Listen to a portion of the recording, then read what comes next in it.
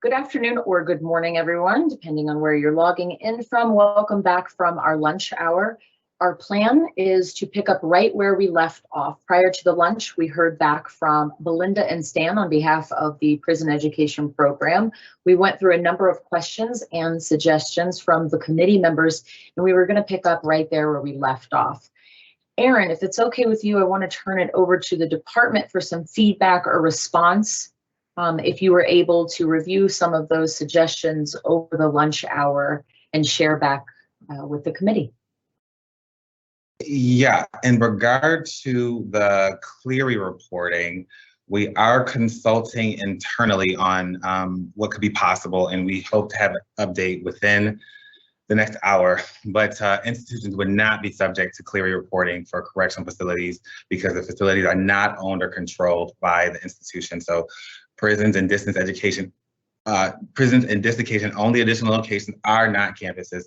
And so we should have some feedback for you within an hour or so.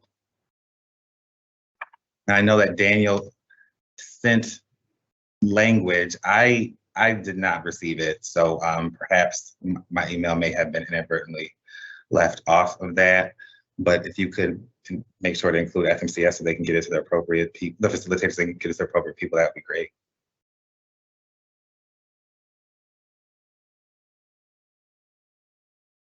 I did receive that. I can forward that to you right now, Aaron. I just forwarded it, Kayla. Don't worry about it. Thank you. You should have that soon, Aaron. All the negotiators should have it. Perfect. Thank you, Daniel, for providing that, and thank you, Brady, for forwarding it on. Heather, I see your hand, please. Is it right that we are still at the question portion, or have we moved on? I just wanted to check where we were with the subcommittee's presentation. If you have more questions, please, let's have them. All right, great, thank you. So again, thank you to Belinda and Stan for sticking with us. So I did have a question about the advisory committee. I was trying to clarify if that was a mandatory body or an optional body within this framework.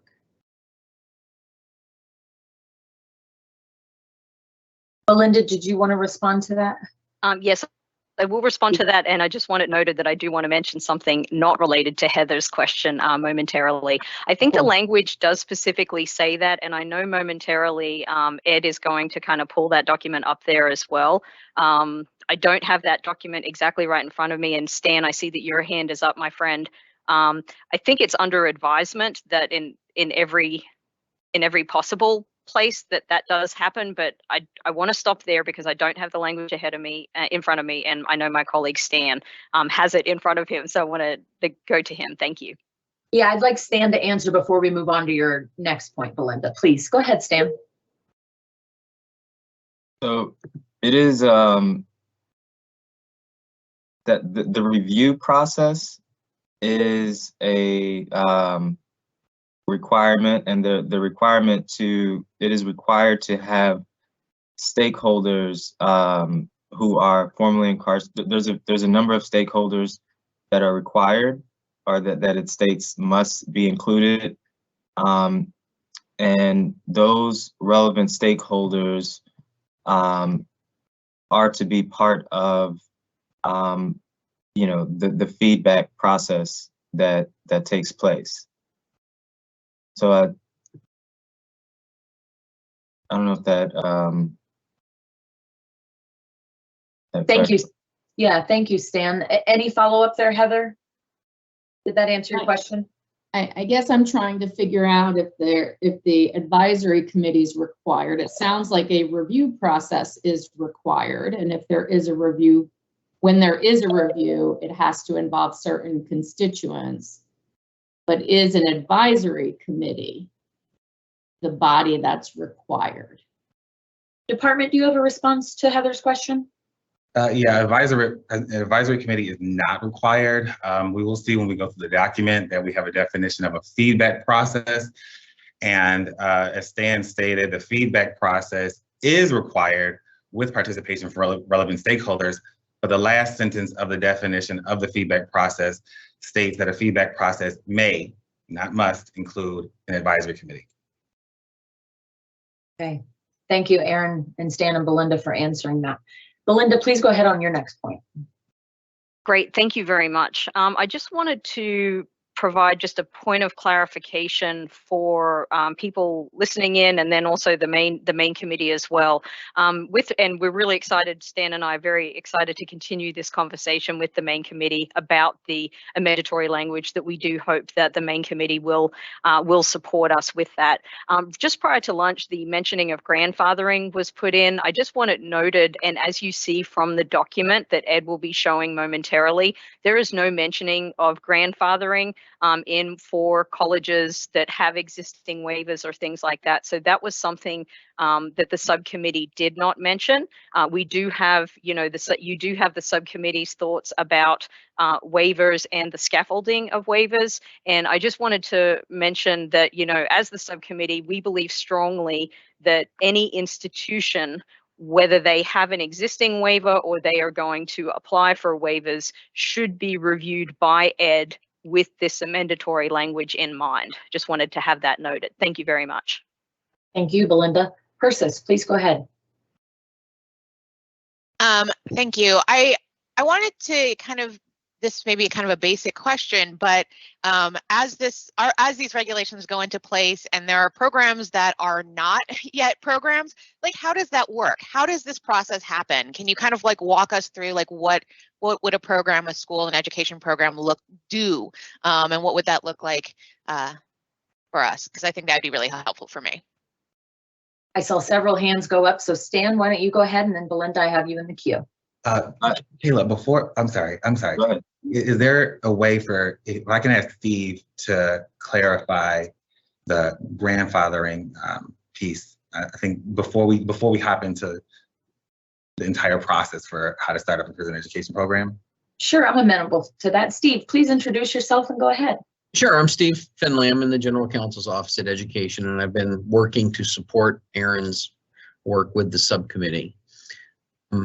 Yeah, I think there was just some confusion earlier because, as Stan noted correctly, there are a lot of existing programs providing instruction to incarcerated students and those programs may or may not participate in the federal student aid programs. So any of those programs that were not in the federal student aid programs that come in to apply to participate in the federal student aid programs under these new regulations would have to qualify for waivers, and they would be viewed as new programs. The list the department had provided was for existing Title IV participating institutions that are already offering programs to incarcerated students, and they have been approved for waivers. That was the clarification. Thank you for that, Steve. All right, back to Persis's question. Stan, I'll turn it over to you, and then Belinda. Yeah, so just a quick point, just to note that this was a point of conversation. We had a good amount of conversation about how these programs would come into origin, specifically those that are not existing, and there was mention of that taking place in a number of different ways, but it was mentioned, I know David from Federal Student Aid, I don't know if he's on this call, but mentioned that the Federal Student Aid Office, as the director, they were putting forth efforts to put out Dear Colleague notices, and just had plans on different ways of communicating to institutions that this is available and how to access it. And that may include, people and organizations outside of the federal student aid, recruiting communities, this community to help in pushing forth those efforts. But the way that essentially it is, when you think of the nuts and bolts of how it would happen, a university or a person at a university or institution, place of higher education, would need to have the interest, and if they have the interest, put together the pieces that are required, and then bring it to the Department of Corrections, and essentially get the okay from the oversight entity and those relevant stakeholders. And then it would be brought to Department of Ed in terms of whether it satisfies those requirements. But I mean, in the reverse, a Department of Corrections could also approach a place of higher education and say, we are interested, would you be interested? Let's work together to put this together. Thank you, Stan. I want to welcome Emily to the table from the constituency group of U.S. military service members, veterans, or groups representing them. And then Belinda, I'd like to invite you to speak to Percis's question as well. Yeah, excellent. Thank you very much. Thank you, Stan, for your great comments. That was wonderful. And thanks, Persis, for your excellent question. I think that's one thing that, as a subcommittee member, and then also, someone who is a former prison education director and, also someone working at Vera, that I think we're all really excited about is these conversations coming together. And I think that's one of the great benefits of the Department of Ed having those experimental sites, for the first round, the second round, and the third round will be announced shortly. So I think it's really good that we, not only do we have this document with the amendatory language, which I think provides a good kind of potential roadmap for corrections, and educational institutions to kind of, again, make sure that they're putting these best interests of students in mind. But I think also this community that we have, both of educational institutions, third parties, and corrections who have already been doing a lot of work in this space, so that if there is, for example, a new educational entity or a new corrections site that really wants to provide, programming for students, I think that they have a really good number of different community groups, stakeholders that they can reach out to, in addition to this language that, Stan has already talked about, and the amendatory language as well. So I think we feel really confident and very excited, quite frankly, to kind of make sure that, those great actors who are already in this space are, continuing to do their great work while also kind of educating some of these other, entities that may want to, be a part of this great Pell expansion. So I'll kind of stop there, but let me know if you have any other kind of follow-up questions. Persis, follow-up? This is just kind of in the best interest of the students, and I know that you guys had concerns about that before, and whether or not kind of the way that the advisory committee, whether or not that allays concerns that you guys previously raised. The other question that I have just about the best interest is how recidivism is treated differently, and whether or not you can speak to why that is, and your feelings about that as a subcommittee. Stan, Belinda, I welcome you both to respond. Belinda, would you like to go first, or? Sure. I can jump in, and then you feel free to tag along. Stan, this is great. Yeah, you're right, Persis. I think that, as we were looking at a lot of those guardrails under the best interest of students, that was an area where the subcommittee really did spend a lot of time talking about it. And it was so great to have the experts in the room for that, because if you go on to Ed's neg reg page, you'll see all those different versions of this document, version 1 through version 5, and you'll see that what became version 5 is very different in a lot of good ways, because of that brain trust of the subcommittee. So yes, I think we feel very comfortable. Again, like we mentioned at the first PowerPoint with the 7 slides, while we mightn't have gotten like everything that we wanted, as happens, with this kind of process, we do feel very, very comfortable with those guardrails in place. And specifically with regards to the recidivism, we really appreciated how Ed listened to us, with the may and must, and kind of helping us put the recidivism as a may for some entities as a group, corrections, third parties, and an educational institution. It might be that recidivism rate really is something that they want to kind of, shout from the hills, because it's such a great number, and they really think that they've done a good job in making sure that gets known about the big win with regards to recidivism. But we also noted that for a lot of prison education programs, recidivism rates aren't usually something, as a former educator, you know, isn't usually something that we really think about when it comes to quality. So I think it's really, I think the subcommittee has been really great, has been very pleased to hear Ed, you know, listen to us, and that it has been placed in that May section so that, you know, as educational institutions and other entities are in this space, that they can kind of determine, you know, hey, is this really something that we want to track, or things of that nature. So thank you, Stan. I don't know if you want to add in, my friend. I think you hit all the points that I would hit. Thank you. That was very helpful. All right, thank you. Heather, please go ahead. Thank you. And I saw Anne's hand went up, so if I could defer to her first and then circle back for my comment. Sure, Anne, go ahead. Thank you. Persis, I think that's a great question about the recidivism, because I can tell you as correctional leaders, we struggle with that measure in and of itself for us. And recidivism across the country means different things: new arrest, new conviction, new reincarceration.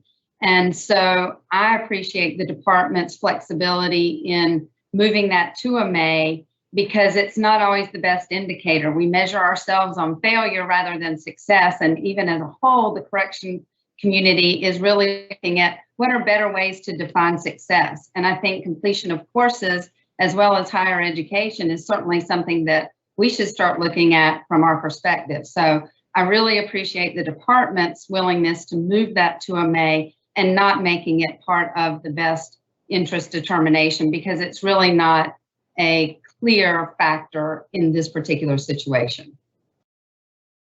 Thank you, Anne. Heather, now please go ahead. Thank you. So I did have a question circling back to completion rates, and maybe Anne can speak a little bit to this. It appears that the Department of Corrections becomes the entity responsible for indicators versus the institution providing the program. And so are there concerns about different facilities considering and setting those indicators? I understand that there has to be input from stakeholders, but the advisory committee is not mandatory. And would there be the potential to revert to what is in the statutory language for simplicity or other reasons? I welcome responses from you, Anne, Stan, and Belinda. And Stan, I saw your hand go up. Did you want to speak to that first? Sure. Thank you for that question. And that was certainly something that was of great concern and discussed for a good bit of time in the subcommittee. And, you know, and maybe you can speak to this a little more, but we feel that the addition of, there are certain relevant stakeholders that must be a part of the conversation. And, you know, we feel that in that way, the Department of Corrections and BOP, Bureau of Prisons, don't have to solely rely on themselves. They can lean on those relevant stakeholders to help determine what is most appropriate, and also give that flexibility for determining what may be most appropriate, you know, by state, by Department of Correction. So that was our thinking on there, and having those, you know, several different things play a role in terms of having the flexibility of what the actual best interests might be, and then also having the flexibility or having that relevant stakeholder piece be a part of it. Thank you, Stan. Did anyone else want to speak on that point? Anne, please go I ahead. did. Oh, Okay, Anne, go ahead. I'll come back to you, David. Please go ahead, Anne. Thank you. So I think that's a really great question, and something I'd let you know, Heather, is that most, corrections agencies across the country already have measures in place for how we evaluate the education programs that are currently in our systems. I think the one question that I would have when it comes to the best determination is making sure that the language is clearly stated, that it's on the prison education program that's required to gather that data and provide the information to the Department of Corrections, so that collectively with members from the advisory committee or the relevant stakeholders, we can make those decisions. Corrections leaders today, we're working very hard to be much more transparent than years past. And we know that we can't do all of this work ourselves, so we are dependent on other people to help us, give us input, and help us make some of the best decisions possible. So I just wanted to respond somewhat to your question. Thank you. I appreciate that. And Daniel, if you're moving to another point, I'm inclined to have David comment on this one, and then we'll move on. Okay, thank you. David, go ahead. Yeah, thank you. Yeah, I kind of share Heather's question. I think as educators, it's not that often that non-education entities are establishing the outcome measures for an education entity. And I wonder if we might amend the language so that the education provider and the incarceration systems come up with the outcomes together. I think it'd be unfortunate if the expertise of the education provider weren't utilized in establishing the outcomes, and then to add Anna's language around the education provider providing the data for the outcomes assessment themselves. I think a lot of the colleges and universities and education providers would love to have a formal, not just advisory role in establishing those outcome measures. Thank you, David. Aaron and Stan, I saw both of your hands go up. Aaron, did you want to respond or comment on this point? I'll let the subcommittee take it. Stan, go ahead, please. So I was just going to add to the first part. So thank you again for that question. Part of the relevant stakeholders are higher education executive offices, as well as accrediting agencies, as part of the must, relevant stakeholders who are a must. And to your point, I think maybe Aaron, to your second point of having higher education be the decider, if I heard correctly, or I said that the corrections organizations and the higher ed providers collaboratively, that they come up with it together. So I believe that we have with the relevant stakeholders, that's what we intend in the language. If I could just add to what Stan said, the statute specifically states that that it has been determined by the Bureau of Prisons, the state departments, to be operating in the best interest of students. So the statute kind of clearly defines who makes the specific decision. And as Stan mentioned, there is a requirement to reach out to relevant stakeholders. And there's no requirement, and it actually says that it says stakeholders must include what Stan just went over, and may include additional stakeholders as determined by the oversight entity, so they can reach out to even more people beyond what we've listed in the proposed regulation. But the statute does clearly give the authority of the BOP DOC to make the determination on whether a program is operating in the best interest of students. Thank you for that clarification, Aaron. Ann, did you have a comment on this piece as well? I promise I'm getting to you, Daniel. I'll just say very briefly, David, I think you make a great point, and I can tell you that correctional leaders are very dependent on our partners in our states. So there should be collaboration happening between the education people within the Department of Corrections and the higher ed department within the states. But I think it's a great point, and again, something I can take back to my colleagues when we present on the outcome of this in the early part of 22. So great point. Thank you, Ann. Daniel, the floor is yours. Thank you. And that was, I'm absolutely fine ceding my time before, so no worries at all, Kayla. Question for you again on location considerations. So the other piece that notwithstanding my earlier comments, the other piece I'm sort of wrestling with is the requirement for 2 additional locations, the first 2 to be approved, as opposed to each individual program. So going back to Percis's comment of what's the mechanic. So the mechanic is the Department of Corrections and the creditor would approve your location and your program. You would then submit the program for approval by the Department of Education. That would be at your first location if I'm an institution. Any additional programs at that location would not be subject to preliminary approval. But once I get to a second location, I would have to, again, go through this pre-approval process before I could offer aid in that second location. If I move to a third location, no pre-approval is required, as I understand the read, and no pre-approval is required for additional programs at the first location. This is different than any other type of program offered. Every other type of program, the location, unless you're an institution that requires your pre-approval before you can fund, it's the first time you do something that requires that approval.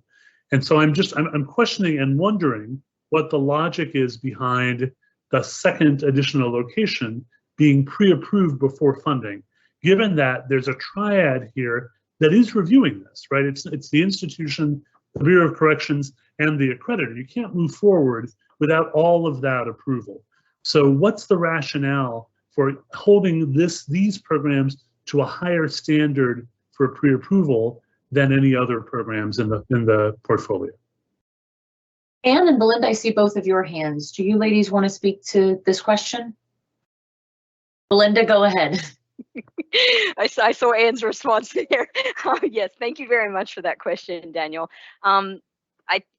Speaking with, for the subcommittee here, I think a lot of it was clear that there was always going to be some kind of review process for these additional locations, including what I'd mentioned earlier before lunch about the fact that, currently, there is this 50% kind of, if your program hasn't yet met the 50% with most accreditation agencies around the country, an educational institution is not necessarily being tasked with making sure that they, start this process as soon as possible. And I think we've seen both particularly with Second Chance Pell organizations, like I'd mentioned, situations where, again, a program might be in this space for a number of years and they've never actually had to reveal to their accreditation agency that they're in this space yet because, again, they haven't gotten close to that 50%.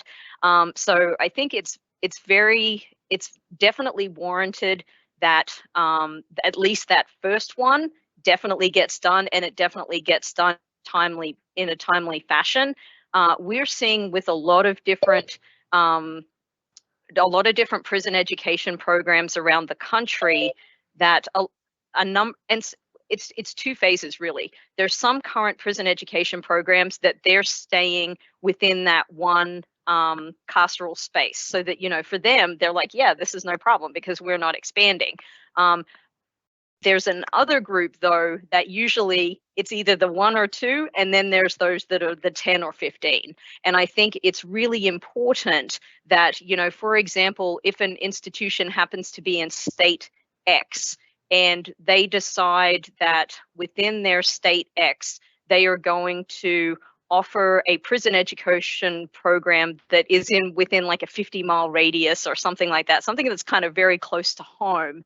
But then, for example, if they decide to then go to another state, or, the way that we know how corrections works and the geographic placement of a lot of these correctional sites, whether they be in really rural locations, it's quite rare to really have a whole bunch of correctional facilities right next to each other, right? They usually, you have one in this location, and then it tends to be quite a ways different, from that. So, for a traditional, like my former program, we were driving to that particular space. But had my former institution decided to go way across the state or then go to another state, this idea of that first site visit that was like close to home and, all those resources were right there, you know, usually that second type of space ends up being, there's a lot of other variables that kind of come into play, you know, like whether or not teachers, you know, then have to drive certain amounts of hours, or if it is, you know, a tablet-based system, you know, what other supports, wraparound services and things of that nature. So I think the subcommittee's reasoning was this, you know, that it really should be two for each modality moving forward, so that, again, if an educational institution is serving in a carceral that's close to home, yes, their accreditation agency takes a look at them and kind of sees, but in the likelihood that they then choose to expand, that likelihood is that it won't be right next door to that traditional space, and that there's other kind of things that will likely come into play. So I think this is a good guardrail that, you know, really, again, provides, make sure that that quality really is available to, you know, to students. So let me stop there and let me know if you have any follow-up questions, Daniel. I do, and I'd want to hear from Heather on this too, but you know, my understanding is, again, this wouldn't be able to be approved unless the accreditor approves. So department approval is yet another blanket on top of what would be required before one can move to traditional location. So and I want to explain the reason for the concern about the burden to make sure everyone's clear. So, you know, I'm an institution that changes programs all the time. And, you know, it's part of the virtue of being workforce driven. So we're submitting, I'm regularly submitting updates to my e-card, my agreement, my PPA. And just to be clear, when it moves quickly, that is a 6 to 9 month approval process from the date that I submit that application before a response is received from the department. I have complete faith and understanding about the burden on the department's side. This is not a slight to the department, but more a recognition that this is not a timely process. So by adding this burden, we're adding actually a substantial delay to the approval of the program, which has already been approved in this condition by the Department of Correction and by the accreditor. So I can firmly understand the first time an institution offers one, but my question is about the subsequent second location. And just another responsible, and I'm thinking about in Florida, the institution that I know who was in the pilot program was serving an institution, a carceral institution that was state-oriented, that was right next door to a federal facility. So under that definition, it's a community college that would in fact be serving 2 additional locations should they choose to offer both of those side by side. I wonder how frequent it is for state and federal locations to be more or less co-located. And again, that's now 2 locations. So I think the second location adds a burden that, you know, we just need to be careful to think through. And Heather, maybe you have a response to my accreditor question. Go ahead, Heather. Thank you, Kayla. Thank you, Daniel. Well, I think that from our perspective, we share concerns that the regulatory could reduce opportunities for the very students that we're trying to benefit. And so I know Belinda and I have had opportunities to talk about our current processes for approving additional locations. And for us, perhaps not for all accreditors, institutions do report to us also what we call other instructional sites. And so institutions that are delivering 1 or 2 courses in a prison location are reporting that to us, although that may not be broadly across all accreditors. So there could be some other ways and options to address some of the concerns. It's one of the reasons, Daniel, that I was asking what's the purpose of the visit, because I think if we work backwards from the goal is quality, and how does that visit, how does that second application assure quality? That's where I launched my initial question. If all of these practices lend to heightened quality, then I think I can certainly understand why we're moving away from existing practices and protocols for other programs that are offered at other kinds of locations. But this is very different specifically for a prison site. And so I just wanted to be clear, and I appreciate, Daniel, you circling back to that. I did have another question as well, which relates to this best interest of the student category and the oversight entity, which is the Department of Corrections or Bureau of Prisons, seemingly being the sole determiner of whether that program is operating in the best interest of students. And I understand there are stakeholders involved, but I'm curious as to what happens, again, practically in implementation, for implementation purposes, what happens when that finding is reported by the facility. Does anyone want to speak to that question? Aaron, I know your hand was up too for maybe a previous point, but if you could. Yeah, it was for a previous one. Heather, can you repeat that question? There's a lot of questions coming in and it's really hard to, can you repeat that question, please? Really looking at page 11, and I know we're going to walk through the language. Yeah, we're going to walk through the language, and I think because of the comments are specifically about language, and I think folks are starting to provide specific recommendations. I don't know if Daniel's was a recommendation to go to one, but it sounded like it was. So I definitely wanted to pause on because we're going to walk through the document anyway. So I wanted to wait to provide specific language changes until we did that.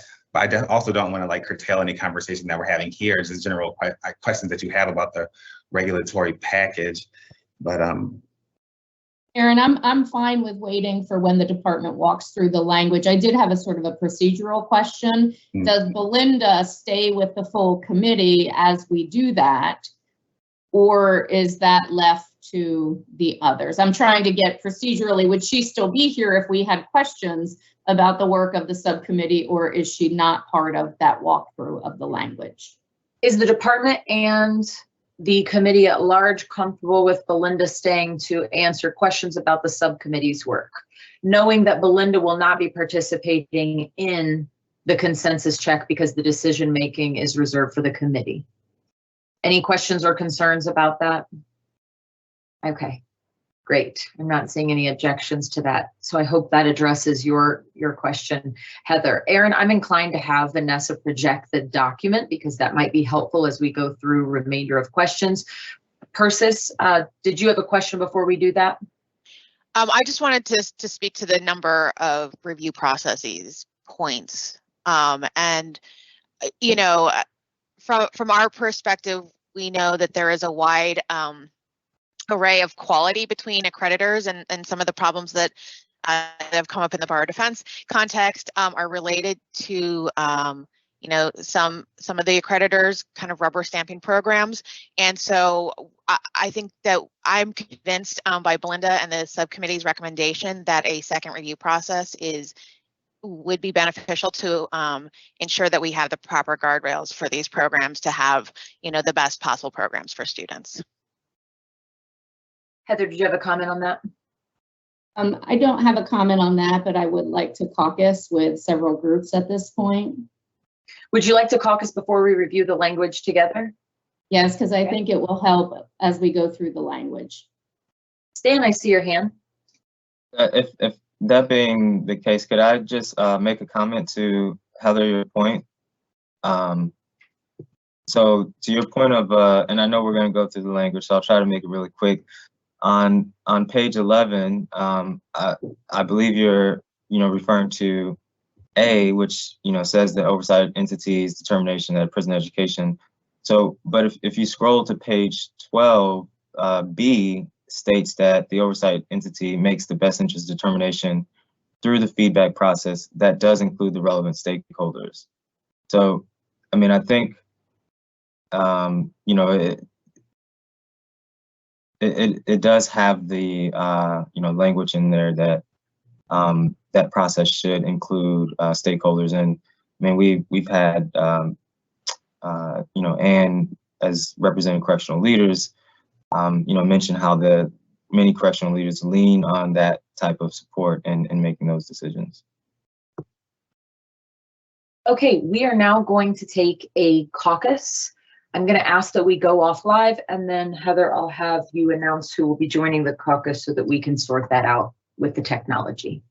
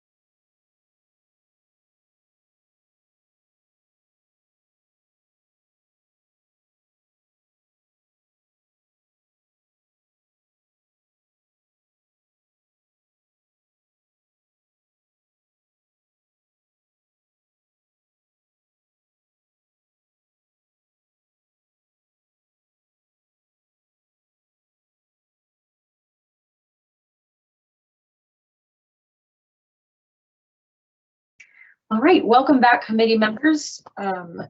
Hope that was a productive caucus time. We're now back at the main table and going to pick up with our prison education program discussion. I think at this time we'd like to invite the department to bring up the language that the subcommittee is recommending to the committee and that we want to walk through for any points of clarification.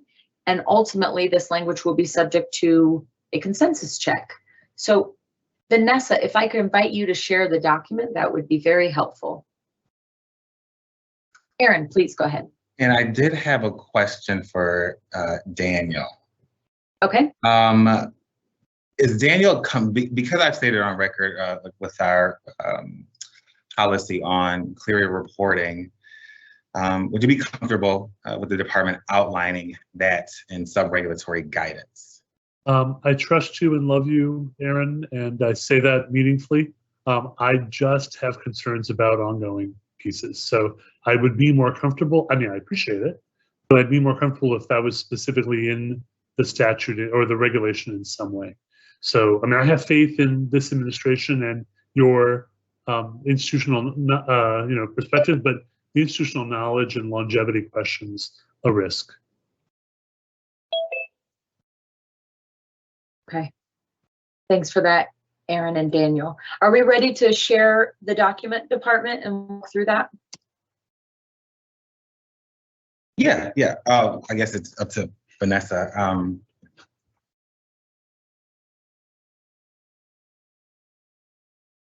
All right. Thank you, Vanessa. Okay. So it's about 13 pages, and I guess what I can do, Kayla, is walk through the document, and then we go for the consensus check, right? Yeah, let's walk through the document. I know that we're waiting to hear from the department on feedback on one piece, I think addressing Daniel's issue, if there's any other feedback from the department on that. And when we have all that, I would love to move the committee to a consensus check on this particular issue. Yeah, I think the feedback currently prior to consensus check would be including language about Clery in sub-regulatory guidance, as opposed to including in the regulations. Right now, for the purposes of walking through this document and the consensus check, it would be sub-regulatory guidance. I appreciate that clarification, Aaron. Oh, okay. So we start with 600.2. Those are the definitions that we talked about, the additional location definition. And we're just trying to be clear here that these forms of correctional facilities, if a prison education program is offered there, then they would be considered additional locations and have to be reported to the department as such, even if they are through distance education or correspondence education. We can move down a little bit, Vanessa. I talk very fast, so if I start talking way too fast, just raise your hand. Caleb will just Aaron, slow down. This definition is there was a definition of incarcerated student already in the regulations, and what we've done is we've just updated it to reflect how it's outlined in statute. We've also added, there was a recommendation from a subcommittee member to add individuals that are not confined or incarcerated as being an individual subject to or serving an involuntary civil commitment. So that would mean that an individual that was subject to or serving an involuntary civil commitment would be eligible to enroll in any eligible program, not just a prison education program. So 600.7, if you scroll down a little bit, Vanessa. Here, we talked pretty extensively about this morning. This is about the 25% waiver. So in the statute, the statute outlines in section 102 that institutions can't exceed more than 20% enrollment of incarcerated students, or they wouldn't be considered an eligible institution. Vanessa, if you can scroll down a little bit. There was already to the red line. Thank you, Vanessa. There was already a process and regulation, but the department has sought through this regulation to clarify that the secretary will waive this prohibition as long as the institution maintains that 50% completion rate for programs that are less than 2 years. So that's any program that is not a 2 or 4 year program, The secretary also doesn't grant the waiver if the institution is not administratively capable or financially responsible, or if they aren't compliant with the requirements under Subpart P. Subpart P being the prison education umbrella subpart. You can scroll down a little bit, Vanessa. So we've changed this. We've added the secretary may grant the waiver because prior to the proposal, for 2 and 4 year programs, the waivers were essentially automatic as long as they fulfill the requirements of the regulation. But now, because we have a more defined review process and regulation, we're giving the secretary the discretion to not approve the waiver. Scroll down a little bit. So this is the piece that a subcommittee member recommended that we provide a scaffolding approach. Belinda discussed this morning. It's about once the waiver is granted to exceed 25%, the requirements around which an institution can go to 50%, and subsequently 75% of the institution's regular enrolled students is incarcerated. Scroll down a little bit, Vanessa.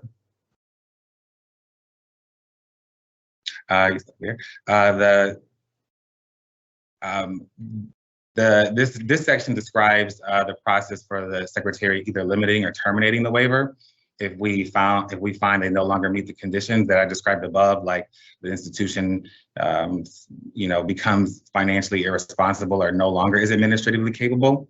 And there is a process to which we allow for a process for the institution to demonstrate that they have met the requirements, but if they don't meet the requirements, they can no longer enroll any additional students, and also they have to reduce enrollments to no more than 25% of regular enrolled students, no more regular enrolled students that are incarcerated. So you'll see, you'll see throughout this document that there are some highlighted areas, and so the document that we sent you all on November 30th, there were a few technical errors in the document. So anything that's in highlight, it is different than what you received on November 30th. It's what you received from Kayla this morning, but nothing substantive has changed. It was just a technical update to reflect how the regulation will actually look if there is consensus, reached today. And so this section is just saying that you have how institutions are the requirements around seeking approval. So if you could scroll down a little bit, Vanessa. In regulation right now, there is the first direct assessment language is in regulation right now. So I just had to add that back. And the red line language is the first prison education program at the first 2 additional locations. And I know there was a lot of discussion about that, I'm sure, during the caucus as well. And so that's the requirement for approval. They would have to apply to the secretary for the first prison education program at the first 2 additional locations. You can scroll down, Vanessa. This yellow is also, this is a technical correction that the department is currently working to put into the Code of Federal Regulations. That was just a requirement that short-term programs be approved by the secretary. That is not up for negotiation. That's just a technical amendment that one day will be put back into the Code of Federal Regulations. So the next section is updating application information. And this is just to say that after the establishment or addition of the first prison education program at the first 2 additional locations, an institution, will still be required to report all subsequent prison education programs to the secretary. And there's like a attenuated or shortened application process, but we'll see that momentarily. Let's see. This is the 668.8 is where we define eligible programs. So this is a technical update. We've just added that prison education program is an eligible prison education program is eligible for Title IV aid under Subpart P. So that's just a technical amendment. 668.32 student eligibility. Vanessa, you can scroll down to the red line. This also is a technical amendment. So we were just, currently in regulation, it says not incarcerated in a federal or state penal institution. And we have to update that due to the changes in statute. And to note that students are eligible, confined or incarcerated students are eligible if they enroll in an eligible prison education program. Scroll down a little bit, Vanessa. So this was our disclosure requirement. The prison education program is required to meet educational requirements and within the state that they're located, or if it's a federal institution in the state that most students are likely to return to upon release. And so here we're saying that the institution would be required to provide information regarding whether the occupation whether the occupation that the education is meant to lead to typically involve the state or federal prohibition of a formerly incarcerated student in any other state in which the institution has made a determination about state prohibitions on licensure or certification. And the reason it's any other state is because, again, they have to meet those requirements, licensure, employment, and educational requirements within the state that it's located in, or the state that most students are likely to return to. So now we're moving into subpart P. The scope and purpose was just a general definition. Most of our subparts start with not a good definition, but a general summary of what's to come, what the reader has in store for them. The definition section, as we mentioned earlier, Stan discussed that we added, a definition for an advisory committee. This is an optional advisory committee that could be established by the oversight entity, the Bureau of Prisons or State Departments of Corrections. The feedback process, which is a requirement, is developed by the BOP DOC. I'm going to say Bureau of Prisons, Department of Corrections. I'll just say BOP DOC for going from here on. They're required to develop a non-binding process and include relevant stakeholders, and that feedback process may include an advisory committee. We've also provided a definition of oversight entity, and the reason we did that is because the statute says that long definition right there, the appropriate State Department of Corrections, et cetera. And so instead of repeating that through the regulation, we thought that it would be beneficial to shorten it to say oversight entities. See that throughout subpart P. And then we have the relevant stakeholder definition, in which Stan talked about as well, having to include accrediting agencies, SHIOs, formerly incarcerated representatives of incarcerated individuals, and organizations representing them. And also there could be more individuals as determined by the oversight entity. So here we get into the definition of what a prison education program is. A lot of this was taken directly from statute. So A is from statute. The statute says sections 102, 101, and 102 of the Higher Education Act, but here we had to update it to reflect what the regulatory citation. So the B is taken directly from statute. Let's see. C is we're proposing to provide a 2-year initial approval period before so the BOP DOC still has to approve the program to operate in the correctional facility, but we are going to provide them a 2-year startup in order to collect the data, in order to be able to make those best interest determinations as defined as outlined in the indicators we'll get to in section 668.241. The transferability of credit is directly from statute. E is also that has to any credits earned in the program have to be able to be transferred to at least one institution of higher education in the state. And there's a lot of that clause of for federal institutions or the state that most individuals are most likely to return to for federal correctional facilities. E is taken essentially from the statute as well. We've added final accrediting action, and that's because you'll see an F. So essentially, E is just saying if there's any negative or adverse actions by the Department of Education, the accrediting agency, or the state, then the post-secondary institution cannot offer a prison education program. But the reason that we added final accrediting action is because in F, we say that if the institution is subject to an initiated adverse action, then they could not begin, if they wanted to initiate a prison education program, they could not begin a prison education program until that adverse action was rescinded. Or if they already offer prison education programs, then they would have to submit a teach-out plan. Let's see, G was taken directly from statute as well. And H, the paragraph H was taken directly from statute. However, the department has expanded there. Vanessa, if you could scroll down just a little bit more to have 1, 2, and 3. Yeah, 1 and 2 is fine for now. So essentially what we're saying here is that in the case of institution, in the case of a state or local correctional facility, any student, the post-secondary institution cannot enroll a student in a prison education program if there's any federal or state law in which the correctional facility is located that bans, bars, or prohibits licensure employment based on any criminal conviction or any specific types of criminal convictions. We got a lot of discussion about this during the subcommittee, and the second clause is about federal institutions. And if you scroll down to number 3, Vanessa,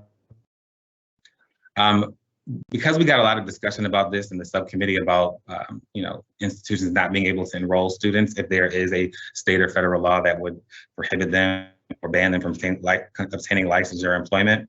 We wanted to clarify, and we had stated on the record, but we wanted to clarify in regulation that this prohibition does not include local laws, screening requirements, good moral character, or similar provisions, or federal or state laws that have been repealed, or even if the repeal hasn't taken effect yet. And I can expand on that more later, but just for the sake of getting through this document, I'll just keep going. But I don't want to say that this piece is not very important. I'll just hold on talking more about it until we get it, in the case we get more questions. The accrediting piece. So here we're saying that the first prison education program at the first 2 additional locations has to be reviewed and evaluated by the institution's accrediting agency. And then paragraph 2 is saying if the program is offered by a new method of delivery, they would have, the accrediting agency would also have to evaluate that program. So if you have, let's say if you have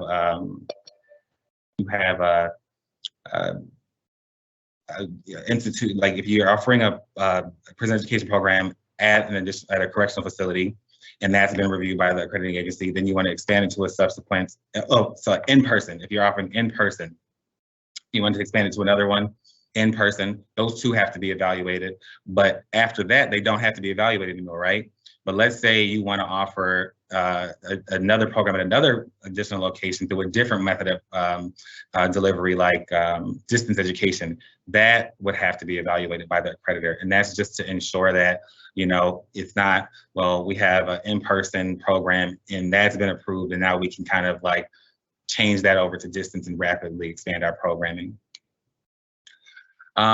So 3 is perform the site visit. We talked a little bit about that this morning. So within 1 year, and that would be for the first prison education program at the first 2 additional locations. And then the accreditor would also be required to review the methodology behind, review and approve the methodology for how the oversight entity made the determination. And those 5 through 7 were the teacher credentials. That was the transferability of credit and the academic counseling. So you'd have to review the methodology behind how the BOP DOC determined that the same or similar program offerings were offered to those confined or incarcerated individuals as offered to individuals that are enrolled in your institution that are not confined or incarcerated. We can go down to application requirements, Vanessa. So here we're just outlining what the application requirements are. So you can scroll down just a little bit. So we have essentially, a description of the educational program, documentation from the institution's accrediting agency or state approval agency, the name of the correctional facility. I'm not reading this whole thing, but I think that you probably wouldn't want to as well. We would like documentation. This is the application to the department. We like documentation detailing the methodology, including thresholds and benchmarks. I think once we get to section 241, you'll see, I think we've talked about it a little bit as well. The Bureau of Prisons Department of Corrections the Oversight Authority will be setting a lot of these standards and a lot of these we say a lot of these standards. So the department will want to see what they, how they came to these determinations that the programs are operating in the best interest of students. Information about reentry services and other orientation and tutoring that's offered. And also, we will be requiring that you to affirmatively acknowledge that the secretary can limit or terminate approval if of the prison education program. And also affirmative agreement to submit the report to the secretary. There's an annual report that's outlined in statute. We'll see that momentarily, how the department has proposed to do that. And the documentation that, this one is about, in order to provide the BOP, the oversight entity, with some of the information, for instance, information on enrollment post-release, information on earnings, or information on completion, the department would need to know the release date. So you'll see this specific clause show up in multiple places throughout the regulation. So we're requiring that the documentation from the institution, that the oversight entity provide information about the release date or transfer date of the incarcerated individual that's engaged in the prison education program, and then any such other information as the secretary deems necessary. C, I think we're almost through. Thanks for hanging in there with me. C is this. So what I just went through is the application for the first prison education program at the first two additional locations. After that, the institution will still, the post-secondary institution will still be required to submit information to the department, but it'll just be, it won't be as extensive as application. So it will be documentation from the accrediting agency that the institution was not subject to any final accrediting actions, or in the last 5 years, documentation from the state that the institution, there was no action to revoke a license by the state in the last 5 years. And also, you'll see here again, documentation that the institution has entered into agreement with the oversight entity to provide the information about transfer or release date. Let's go to the reporting requirements, Vanessa. And so here we're just saying that the institution must submit a report, and instead, so there are reporting requirements outlined in statute, but here we are saying that instead of outlining the full process here, which I think that's kind of been like a kind of a theme, like, I think there's been already some suggestions by the, to outline specific processes and regulation. And what we were trying to avoid was outlining a process and regulation and getting stuck there. And so we are proposing to outline the report, the annual report, through a federal register notice. We do this for several things, like I think of one example is verification. We release an annual federal register notice with acceptable documentation. So it'll be similar to that. And then also here you see the information about transfer and release date, reporting that information about transfer and release date, so that the department can calculate the data that we have agreed to provide to the BOP DOC in their determinations. The highlight there is because that C was not bolded. That's the only reason for the highlight there. Just wanted to show you that. 668.240. This section is essentially about the secretary limiting or terminating approval if an institution has violated any terms of the subpart, or if specifically if they submitted information that was materially inaccurate to to get that approval from the department to operate a prison education program. And then we're also saying if the secretary initiates a limitation or termination, then the institution would have to submit a teach out plan and a teach out agreement if applicable. We can go down to best interest, Vanessa. This probably got the most discussion during the subcommittee, and I know Stan and Belinda can speak to this piece as well. The oversight entity determination that a prison education program is operating the best interests of students must include an assessment of, and these are all the indicators in statutes. Vanessa, if you can scroll down, there was, stop there for a second, please. There was one that we've added. Let's see, I think you can scroll down a little more. I have to scroll back up. I'm trying to read quickly. The institution. Okay, so we've added number 7 and also number 8. So those don't appear in statute, but we felt as though they would be relevant to determining whether the programs are in the best interest of the student.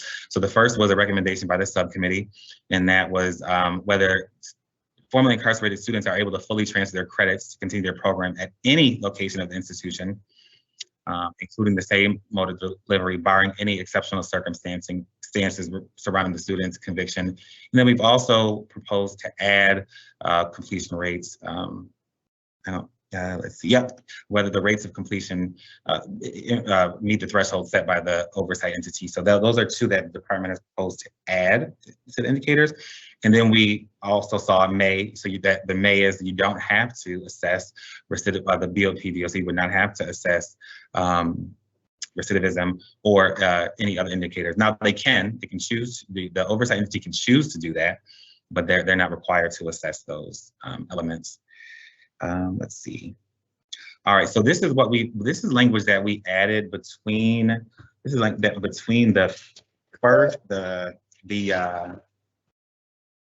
final subcommittee and the session on November 10th and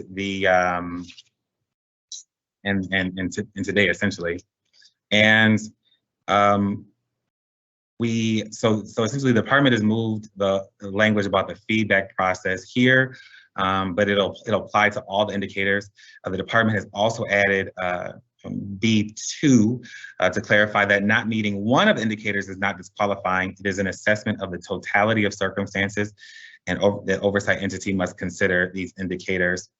And so that's where we've decided to put in the totality of circumstance information, and also the requirement for the feedback process from relevant stakeholders.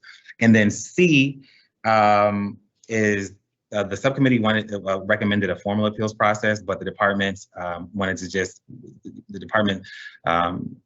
wanted to clarify the regulation that programs or institutions specifically can reapply, even though we haven't put into regulation a formal appeals process, but the post-secondary institutions can always go back to the BOP, DOC, or oversight authority to reapply. Subsequent evaluations. So essentially, scroll back up a little bit, Vanessa, to D. So I already talked a little bit about the 2-year initial approval period. So we've restated that here, and after the approval period, that's when the oversight entity will be required to evaluate all of the indicators under the may column, or assess all of the indicators under the may column, under the must column. And those evaluations have to take place not less than 120 days prior to the expiration of the institution's program participation agreement. For many institutions, this will be, for many institutions and oversight entities, this will be every 6 years. Unless you can scroll down a little bit. And those evaluations will have to be submitted to the department 30 days following the completion of the evaluation. Let's see, record retention. You have to maintain documentation on the methodology by which the oversight entity made these determinations under the, let's see, and also let's see. So I think we put parameters, a timeline around maintaining the documentation, and that would be 3 years, either for the duration of, well, as long as the prison education program is active, or at 3 years following the discontinuance of the prison education program. I just wanted to make sure before we move on, I didn't miss anything in there. That's, yeah, so it's just basically maintaining documentation about the overall prison education process. All right, we're almost to the finish line. Let's see, institution. Oh, this is about the transition to a prison education program.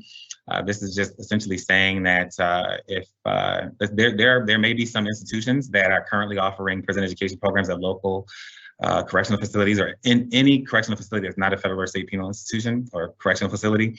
And we're essentially saying that if you choose not to,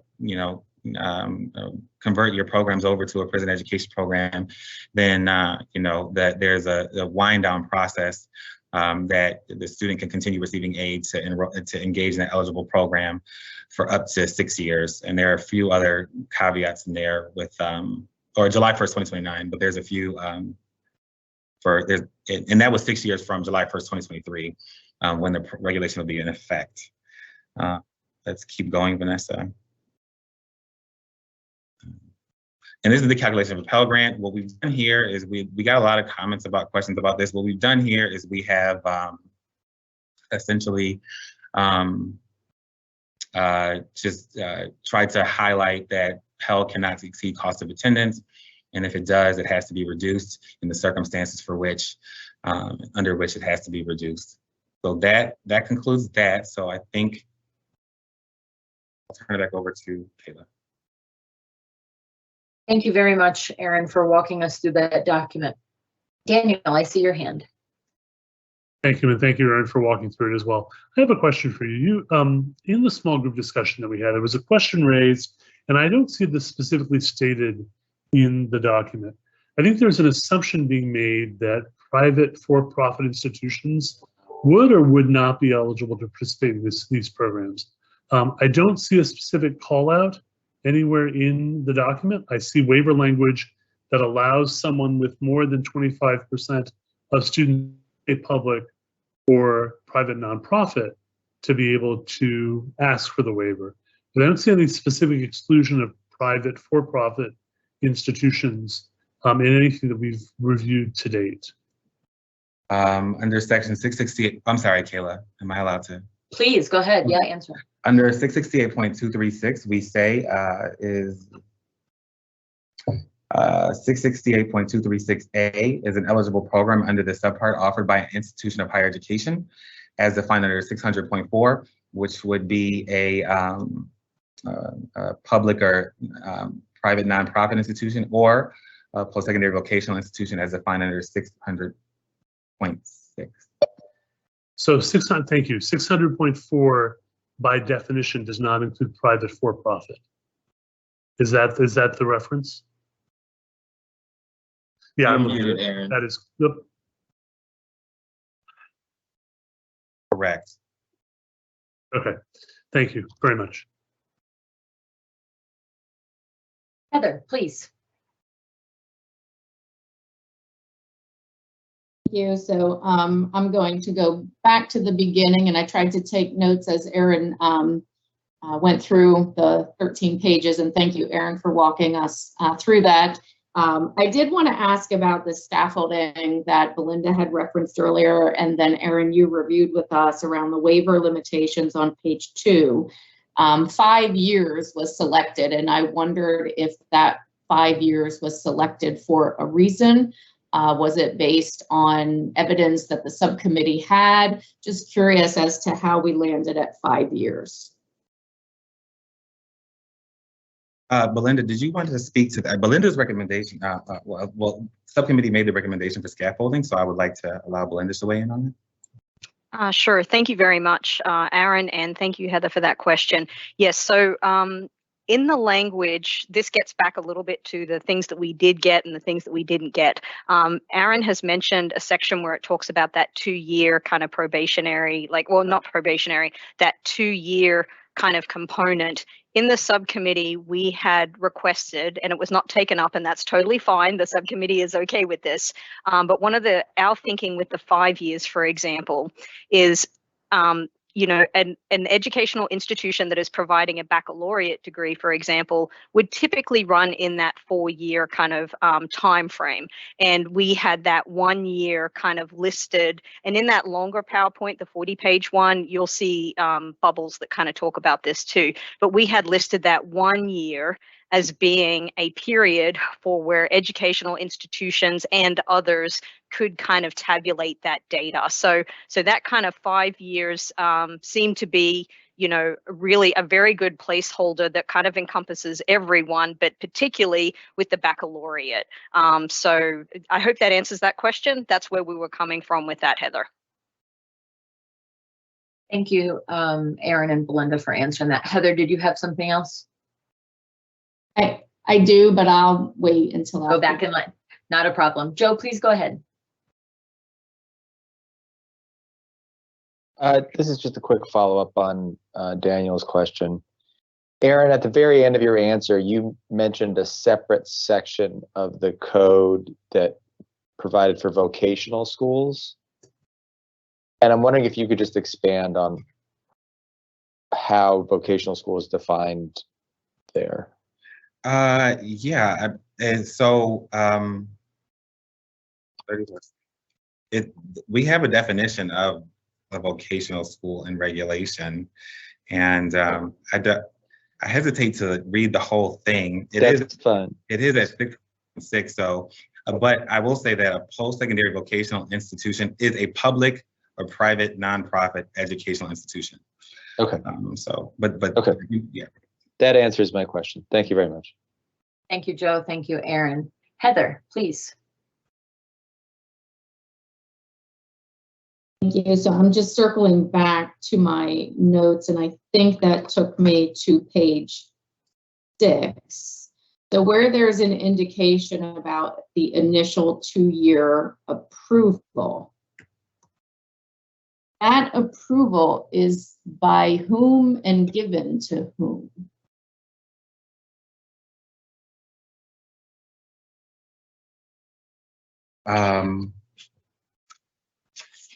We state that in regulation that the approval is by the oversight entity. The approval is always by the Bureau of Prisons, the Department of Corrections. So that's the first part of the question. And also in the application process, let's see, we do say that the institution has to submit documentation detailing the methodology, including thresholds, benchmarks, standards, metrics, data, or other information the oversight entity making the determination that the program is in the best interest of students for all indicators under 668.241. So essentially, in the application to the department, so the oversight entity would make the determination, and you would submit that information to the department in your application for your first program at the first 2 additional locations. We also say that the oversight entity has to submit information to the department within 30 days of making a determination. So does that answer your question? I'm not sure. I'm looking at 668-236, eligible prison education program. And in C, it indicates after an initial 2-year period. So is that offered by the department to the correctional facility for 2 years, or is that something that's offered to the institution, and by whom? That is a period through which the oversight entity is able to approve the program operating in the correctional facility, but it does not have to assess each of the indicators as outlined in section 668.241. It has to provide that approval because the department understands that there may not be data yet. There may not be enough information to make these best interest determinations based on the indicators. So to allow for time for these programs to initiate, gather relevant data, the department is allowing for the BOP, DOC oversight entities to make the determination based on data that they have, information that they have, their best judgment. That information will still have to be reported to the department, how they did that, but it won't have to be an assessment of all of the indicators for the first 2 years of the presentation. Stan, I'm sorry, Aaron. Stan, I saw you raise your hand. Did you want to speak on this as well? Yes, and I just wanted to add that it sounds to me, what I hear is, you know, that question of how these get started up, and it's a partnership. So there's kind of 2 phases of entry, and the DOC is, you know, the oversight entity with these stakeholders are at both of them. So the first level of entry is the institution of higher education partnering with DOC to offer a program, and the DOC or BOP has to accept them moving into that space. And there has to be that partnership for, you know, reasons that we've kind of talked about. But then there's a 2-year period before you have to start providing the metrics. And that is, again, if you know, if things aren't met by that 2 years, that's a potential point where the program would need to be stopped, or the program has the ability to continue. Thank you, Stan. But keep in mind, Stan, we do say that we do offer the information about if there isn't, for some reason, if there isn't data available, we still have that clause in there about the in light of the totality of circumstances. So we still have that as well. Okay, thank you, Aaron. Thank you, Stan. Heather, did you have another question? I do, and I just had a bit of follow-up to that. It's less of a question. I certainly appreciate that an institution is partnering with a facility. I guess I was curious as to, after an initial 2-year approval, who gave that 2-year approval, because accreditors have to do something at some point as well. So it was just not necessarily clear the pathway of the facility, the department, the accreditor, because we don't offer 2-year approvals. So I was just curious. I understand the data may not be available, and that will come into being at some later date in time. Dan, I see your hand. Did you want to speak to that? I was going to offer a comment. I don't know if it's helpful, but the accrediting agency is, you know, and the accrediting agency already approves the higher education program or the higher education entity through means outside of this process. So that's already kind of, they're involved in that stage already. But this is, you know, I think when you think about that, there's just, you know, we're coming into the house of DOC, or, you know, higher education entities are coming into the house of DOC. They need to be, you know, the DOC needs to just help them come into the house, right? To help them come into the space. And that, I mean, that's kind of how, you know, to one frame to look at it. And there's kind of those 2 phases, right at the beginning, and then also at this 2-year point where we're really gauging if things are operating in the best interest of students. And, you know, the accrediting agency is one of the stakeholder entities that can be part of that determination. Thank you, Stan. Heather, did you have an additional question?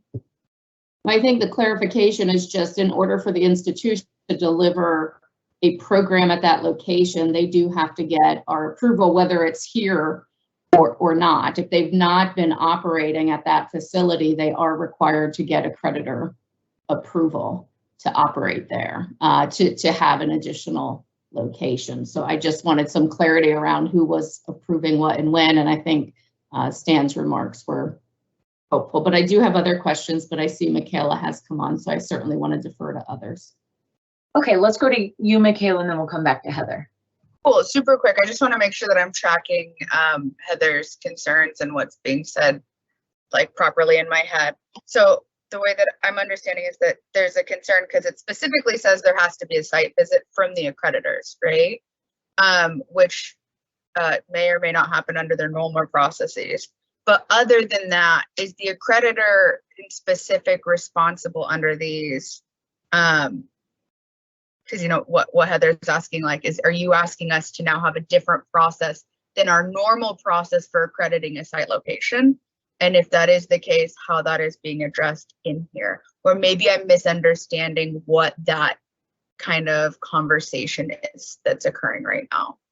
If Heather and maybe wants to speak on that first. I don't know if that's helpful, Heather, if that's what you're trying to ask.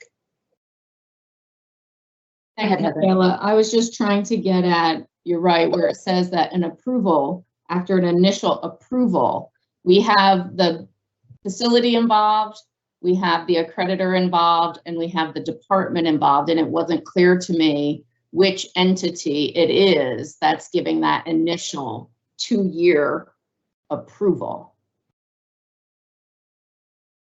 Thanks for that clarification, Heather. Aaron, I see your hand went up. The initial 2-year approval is provided by the oversight entity, the Bureau of Prisons or State Departments of Corrections. And the accreditation piece, we provide, I think we provide, you know, the outline for when the accreditor has to provide approval in 668.237. But the initial 2-year approval that under 668.236C is the Bureau of Prisons or State Department of Corrections. And then I think the accreditors have to look to 668.237 to determine the requirements for initiating a prison education program.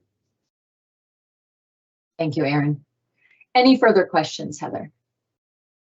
I do, and Aaron took us to 668.237, and that was my next question relating to, it's actually on page 8, number 4, that the accreditor has reviewed and approved the methodology for how the oversight entity made the determination, and I won't read the whole thing, but we don't have obligations to the facility. Our obligation is to the institution. So I wondered if that could be clarified, that that is the responsibility of the institution to provide to the accreditor the methodology for review if that's required. Okay, so you're just saying that the institution has to provide to the oversight entity has to provide to the methodology. I believe we have language in here, but we can go to the next question and I'll try and find that. I think there's something in here that actually speaks to that. Yeah, I think that I'm looking at it from the lens of, we don't accredit bureaus of prison or departments of correction. We accredit institutions. So anything that the accreditor is expected to do should be with the institution.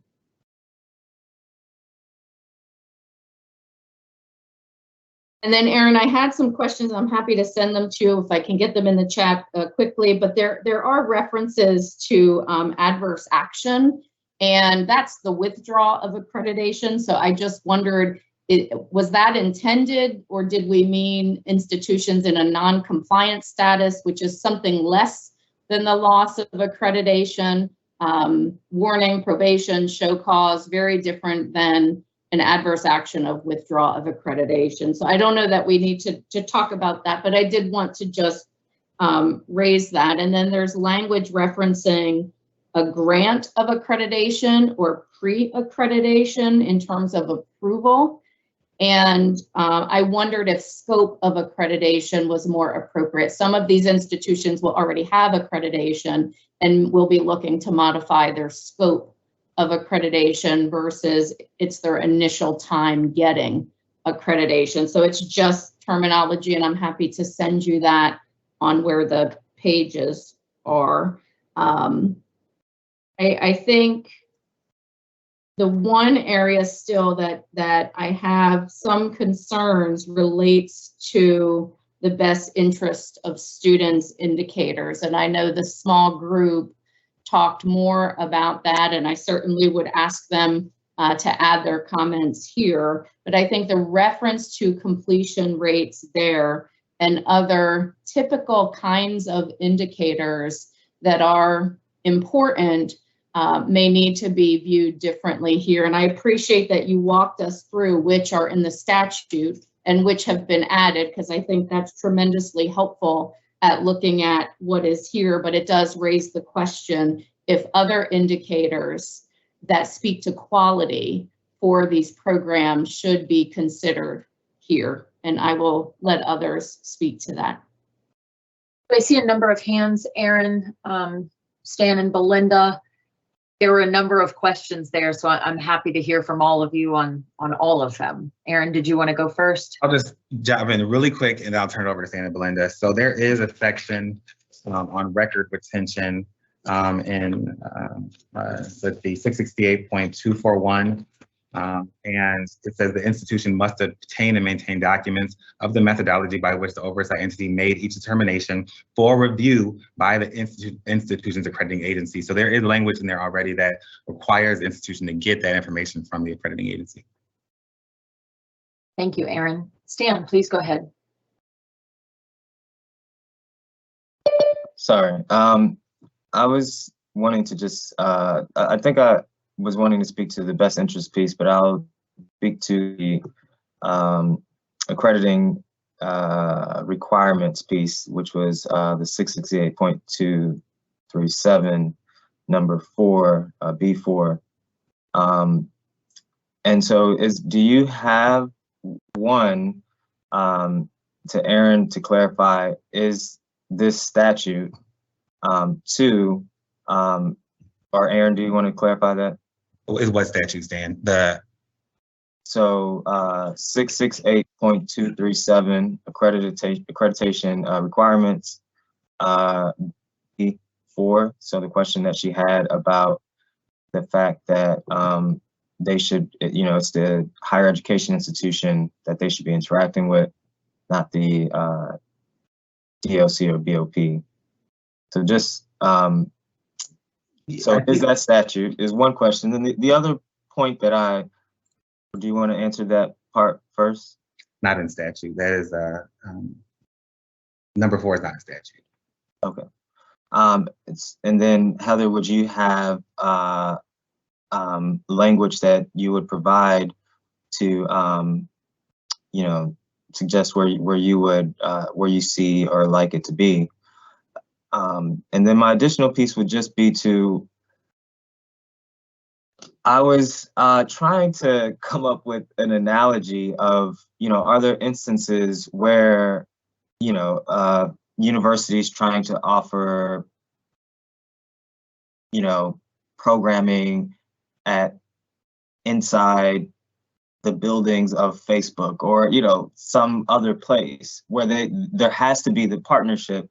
Like you're coming into this person's or entity's space, so you have to get their input into whether you can come into their space and offer educational programming. So are there like analogies or instances where there has to be that partnership, and how does accrediting agencies handle that type of scenario? I couldn't think of a good analogy. I'm sorry, but could you give us examples of situations like that?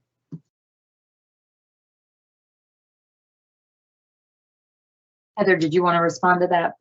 I will. Thank you, Stan. So we do this all the time. And I think prison education is one example of our institutions being innovative and going out into different spaces to provide educational opportunities. We have a significant number of institutions that provide education programs and courses at K through 12 partners.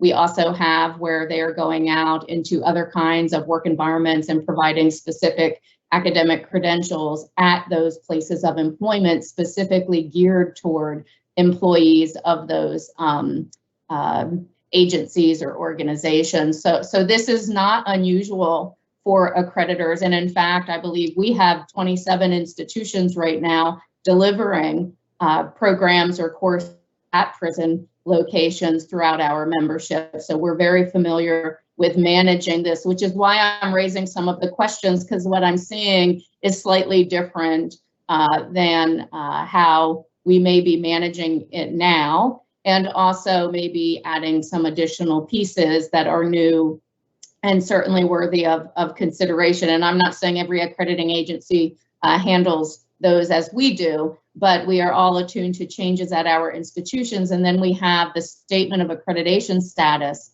for our institutions that is posted publicly. And all of those locations are posted at their statement of accreditation status, which is an indicator to the department that we have reviewed those and that those have been approved as locations. And we recognize that sometimes getting through those agreements or to the point of agreement can take time. So we don't expect institutions to come to us right away, because they have to be in a position to answer questions about the delivery of that program at that site up against a number of measures that we ask them to speak to. So we are always concerned about quality on the front end. We want them to be in a position to answer questions about how they are prepared to support that program at that location. Linda, did you want to speak to some of the questions that have been raised? Yes, ma'am, if that's okay. Please. Thank you. Yes, so I just wanted to thank everyone for their questions and their feedback thus far. I think, Heather, the one part of what you said that I really want to lift up, I really think you hit the nail on the head when you were talking about how things are very different throughout the United States when it comes to different accreditation standards. And while we certainly hope that different accreditation agencies are at least kind of having this baseline, we have seen that current prison education programs, whether they're second chance Pell or non-second chance Pell, it has been that level of quality or oversight has been all over the place. And I know that you and I have kind of talked about that with non-neg-reg kind of conversations. So I do wanted to kind of lift up that B4 that you had mentioned on page 8 about that methodology. I really like that second part, and I think the subcommittee really enjoyed that second part of that sentence that talks about ensuring that the prison education program meets the same standards as substantially similar programs that are not prison education programs. And I think that really speaks to the strength of this kind of partnership that, the neg-reg language, or excuse me, the FAFSA Simplification Act, language is kind of putting into play here, is that we're really trying to make sure that, this partnership is really coming together so that, if corrections is thinking a certain way, just as Director Precythe has pointed out, being able to make sure that there's that kind of that checking in between different entities in this space to, again, make sure that that same level of quality that, students would expect on that traditional campus that, we know is very heavily kind of monitored with traditional accreditation and stuff like that. With the experiment, we saw times where the experiment might have been taken a little bit too experimental, and the question of whether, and that's not to criticize anyone in this space, it was an experiment and we've all learned from that experiment, but there really needs to be that that kind of conversation happening in place so that, again, not only can very strong accreditation agencies in this space that are clearly already doing their due diligence, and it's very obvious, but then some are ones that maybe are not as, careful, and they've really kind of taken that experiment to interesting kind of ways.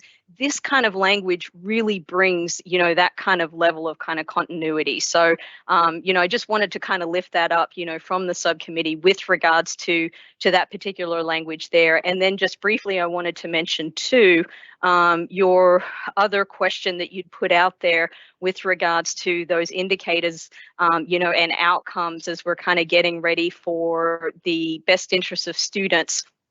I think you're right. I think that there is certainly a level of generality in some of these kind of best interests of students that have been listed there. I will say, from the subcommittee, we had, Ed's guidance throughout this whole process, and, it was very clear to us that what we were working on here was indeed a general framework that Aaron has mentioned, this afternoon, but then also mentioned earlier this morning as well.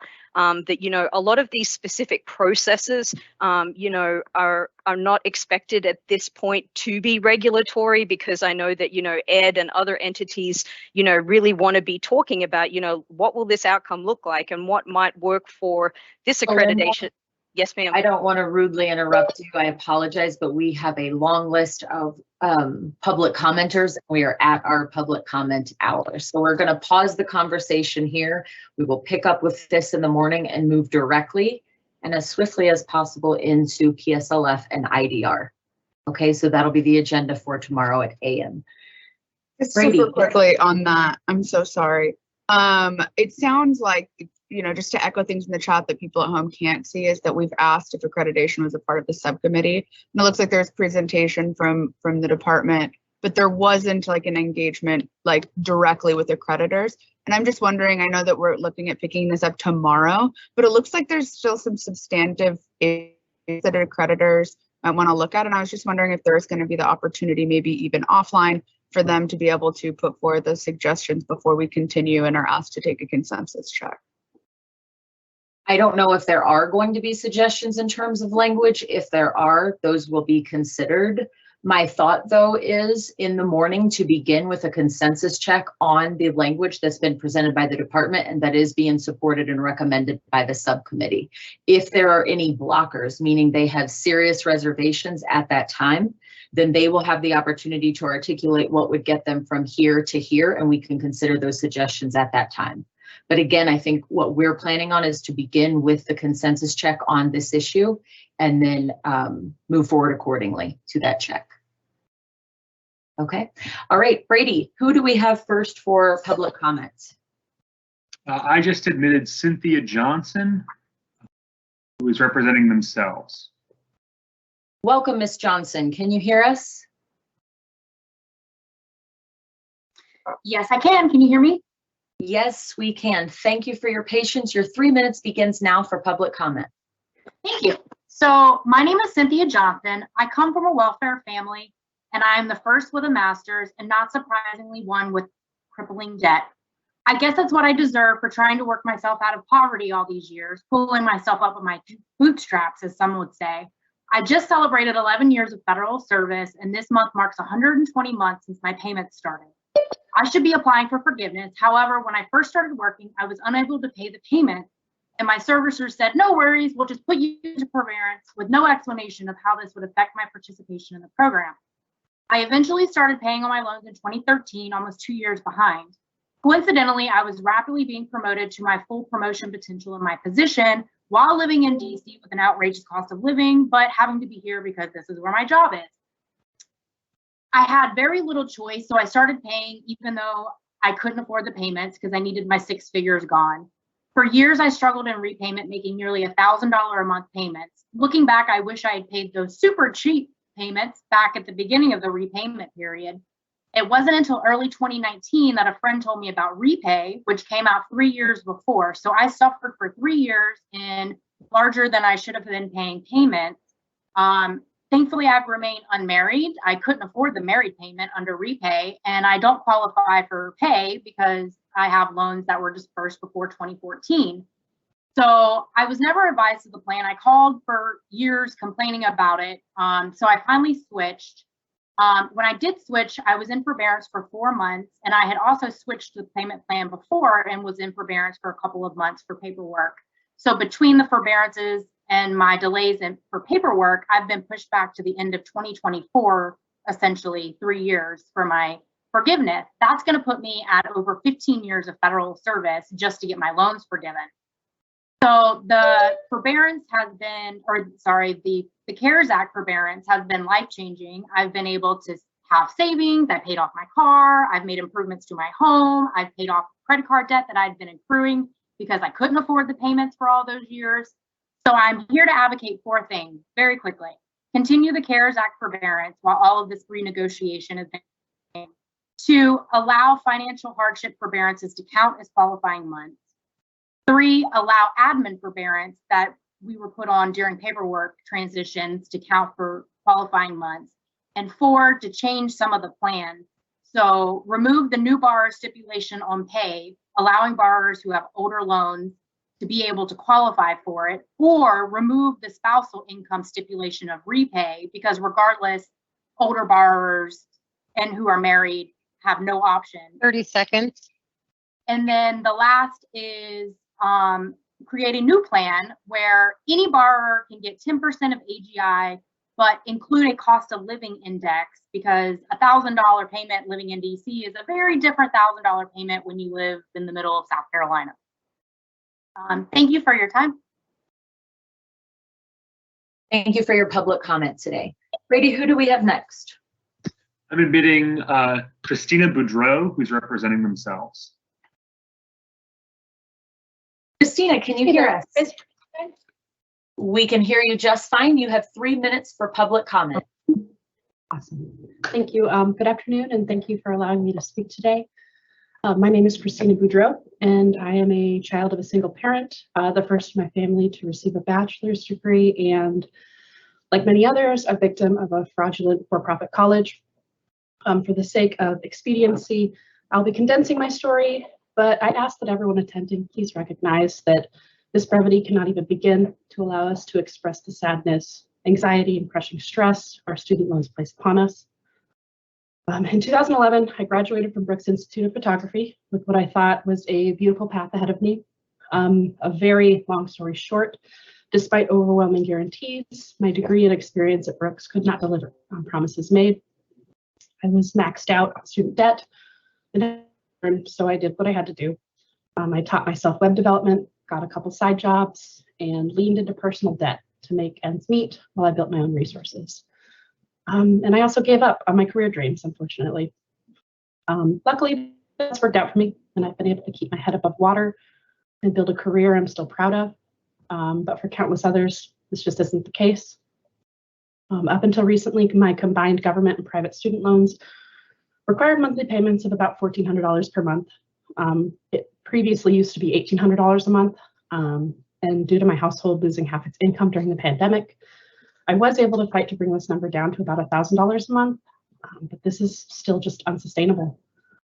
Between personal debt accrued, just trying to make ends meet over the years, and these student loans, I am constantly in a state of financial anxiety, just living paycheck to paycheck. And unfortunately, I can't see a future where I own a home or feel secure in starting a family, and it's a horribly crushing feeling.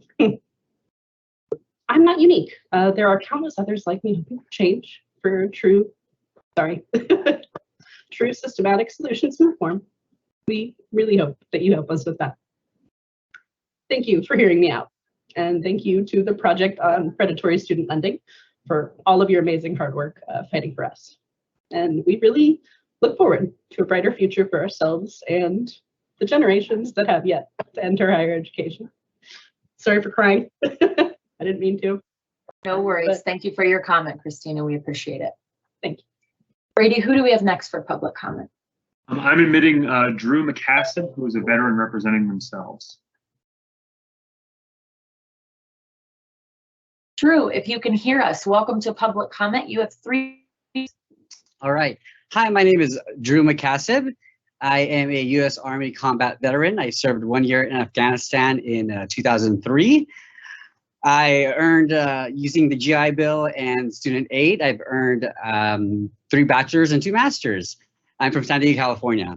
I have a decade's worth of experience in the industry in higher education from both a student and a education management perspective, from both a faculty all the way up to associate dean. I'm here today to discuss my experience in the industry by veterans, okay? I do believe that these schools have good intentions, but as far as veterans are concerned, they're treated like cash cows because of the cash that they bring in. I would argue that most veterans have some type of disability, yet special accommodations are mentioned only one time.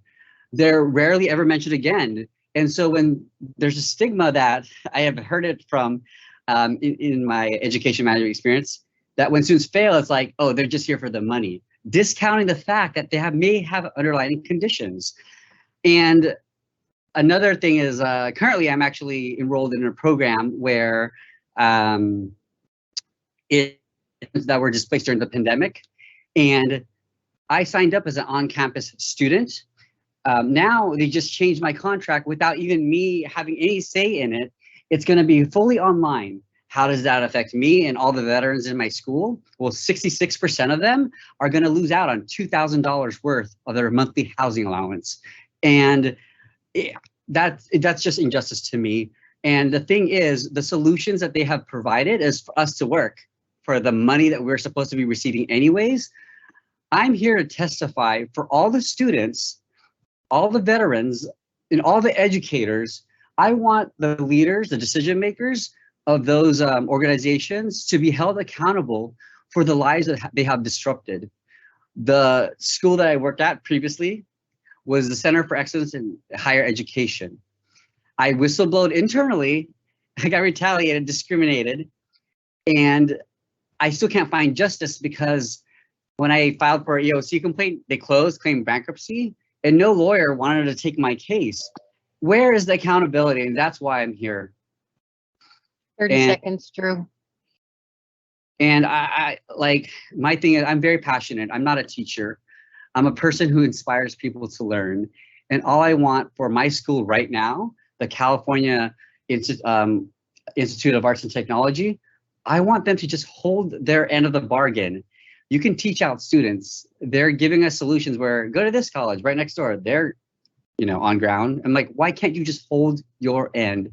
And these people need to be held accountable. Drew, I'm sorry, your time is up. Thank you for your public comment today, Drew. Brady, who are we admitting next for public comment? Just admitted Johnny Greco, who is here as a graduate of Full Sail University. Welcome, Johnny. If you can hear us, you're in public comment. You have 3 minutes. All right. Thank you very much for the time, everybody. Happy day to all of you. Hello, and I just want to say thank you for the time today to speak. My name is Johnny Greco, and I understand that schools like my alma mater, which happens to be a for-profit institution, have been under scrutiny recently.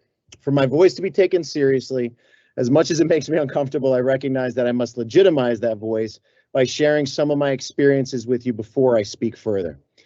I was never going to go to school to learn how to cure cancer. My path was a different one. I graduated from Full Sail in 1998, and because of that unique, authentic style of education and specialty training, I had the opportunity to jump right in and be a part of some of sports entertainment's most exciting events around the world. I've collaborated through teams I've worked with, leagues I've been a part of, and events I've been commissioned to participate in with the likes of LeBron James, Hank Aaron, Imagine Dragons, John Cena, Jerry Bruckheimer, Gladys Knight, Ric Flair, multiple Olympic Games, Madison Square Garden, Stanley Cup Finals, NBA Finals, Emmy Awards, 2 different expansion teams. The in-arena experience that we created in 2017 for the Vegas Golden Knights was written about in the New York Times. Through events and content, millions of people have shared this path with me. Today, I'm the Senior Vice President of Entertainment Experience and Production for the Seattle Kraken. And along with my right-hand man here, Lamont Buford, he's also a Full Sail graduate, and he's our Vice President of that same group. I can safely say that this small-town kid who's been blessed to create smiles around the world would not have had these doors open had it not been for the incredible spirit of lifelong education and family that my for-profit school had provided. Why was Full Sail good then? Right out of college, I was able to start immediately into my passion. I was given the tools and the support to confidently go into this super difficult field and help me earn my opportunities. The nature of arts, this is not a path for all. Not everyone is meant to succeed in this uber competitive field. For me and thousands of others, we were able to find success, and more importantly, found impact because we found belonging. We found a family within Full Sail that lives and breathes inclusion with a familial support system and belief that is never ending. We found a place where our dreams could come true. And on behalf of the artists and the people behind the artists like me, please don't underestimate the power of these dreams. I've come to learn that through my career. 30 seconds, Johnny. Thank you. I've come to learn that through my career, curing cancer was not going to be my thing. It was going to be someone else's path. I did, however, learn that through my incredible school and the opportunities, I got to find a path that lets me help others, if only for a few hours, forget that they do have cancer. So why is Full Sail good now? Because I think the power of making smiles can change the world. And Full Sail offered me this chance. And I want to say thanks to Full Sail. I want to say thank you to all of you for Your giving. time is up, Johnny. Thank you. Thank you for your public comments today. Brady, who are we admitting next? I just admitted Jennifer Fenswick, who's here representing themselves.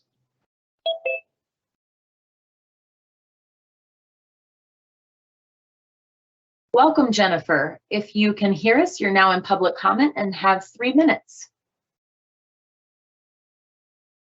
Thank you so much. Hi there, my name is Jennifer Fenswick, and thank you for providing me with this time to speak. I'm a 64-year-old woman who is in her final quarter at the University of Washington School of Law. I'm here today to talk about student loan debt because I have plenty of it. I returned to college in 2012 to undergraduate work. While there, I accrued about $6,000 worth of student loan debt. When I graduate from the law school, I will hold 2 master's degrees, and my student loan debt will be approximately $130,000. The interest rate on most of that debt is 5.8%. I think that's high. My monthly payment is estimated to be $850 a month. I think that's high, considering my first payment will be due before I even ever get a job. In 2013, Congress doubled the interest rate on student loans from 3.4% to 6.8%. It was really never made clear exactly why Congress thought that further indenturing students was a good policy, but it definitely got my attention. I would like to point out that everything that impacts regular people is a result of some policy decision. Poverty, reproductive rights, climate change, racism, healthcare, the wealth gap, these are all policy choices. Each and every one of the egregious circumstances we're facing as a country today could be resolved with better policies, and that includes the student loan debt crisis.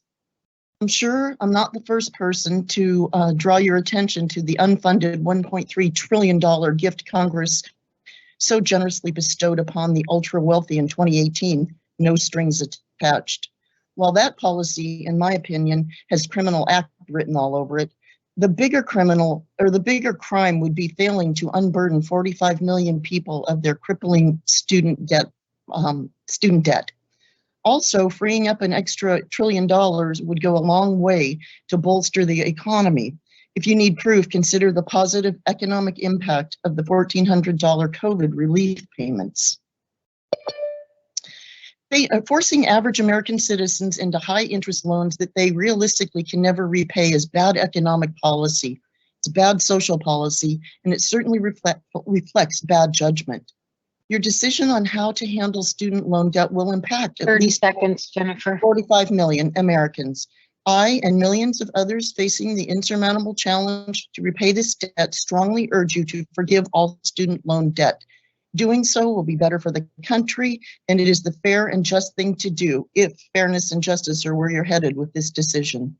It is within your power to do the right thing. The question is, will you? Thank you, and please wear a mask. Thank you, Jennifer, for your public comment. Brady, who are we admitting next? I'm admitting Dylan Contrino, who is a veteran representing themselves. Dylan, are you with us?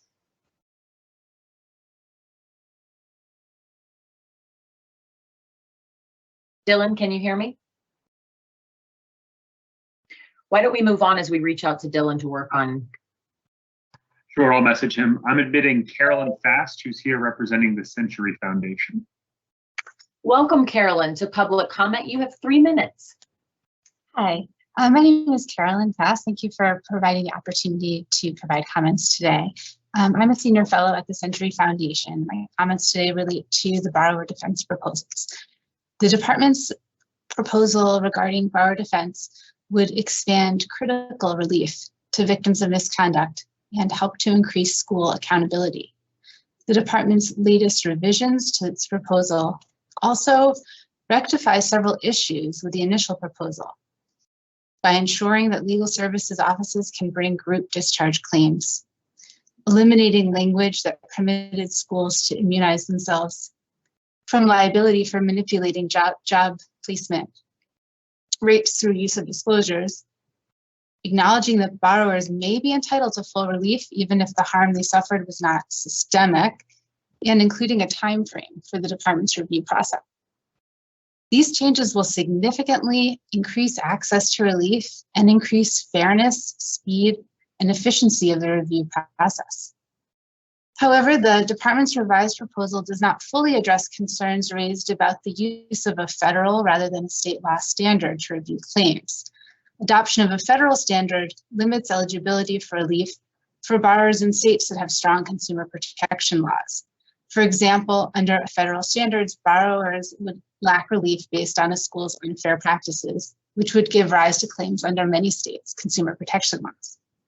The department's revised proposal permits group discharge applications to request considerations on a state law standard prior to denial. However, individual applicants, rather than group applicants, would not have that option. Moreover, the proposal does not provide that applicants can request that such individual applicants can request reconsideration under a state law standard even after a denial. At minimum, individual applicants must be able to request reconsideration under a standard after such a denial under a federal standard. However, to ensure fairness, the department should automatically review all individual borrow applications that are denied under a federal standard under a state law standard. Requiring individual applicants to file an appeal to obtain review puts a significant burden on such borrowers who would have to grasp that there's a difference between a federal and state law standard, understand what state law applies, and resubmit their application. 30 seconds. This would be challenging for borrowers who do not have access to legal representation. Automatic review under a state law standard would ensure that the new rule advances the department's goals of expanding access to relief for victims of misconduct, increasing fairness, and enhancing the integrity of the program. Thank you very much. Thank you for your public comment, Carolyn. Dylan, we have you ready for your public comment. If you can come off mute, you have 3 minutes. Yes, ma'am. Here I am. There you go. Good afternoon. My name is Dylan Contrino, and I'm here to tell you about my experience at Lincoln Tech as a student veteran. I hope sharing my story will prevent other veterans from going through the stress, confusion, and heartache caused by for-profits like Lincoln Tech. My classmate Jesus Abarca and I got into the welding program at Lincoln Tech and told them we would be using our GI Bills. The school quickly enrolled us and said we didn't need to provide our certificate of eligibility, just our DD-214s. This was the first red flag. We knew veterans using the GI Bill get a stipend for books, so we asked the school when we'd receive it. They said we'd get it once classes started. This was the second red flag.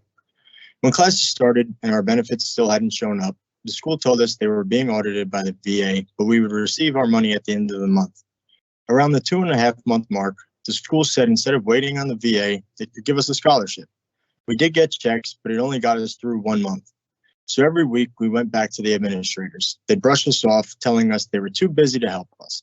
They didn't take our situation very seriously. Then they said we'd get our money by November 14th. I am certain this was never the case and that they told us what we wanted to hear so we could leave them alone. Excuse me. Needless to say, the money never arrived. The school said they'd take out loans on our behalf. They said our VA benefits would arrive before any interest accrued on the loans. At this point, what choice do we have? The school told us our loans totaled to $4,700, but this was another lie. The total was really $9,500, almost doubled what they said. Worse, the head of the school denied knowing we were counting our GI Bills to put us through the program.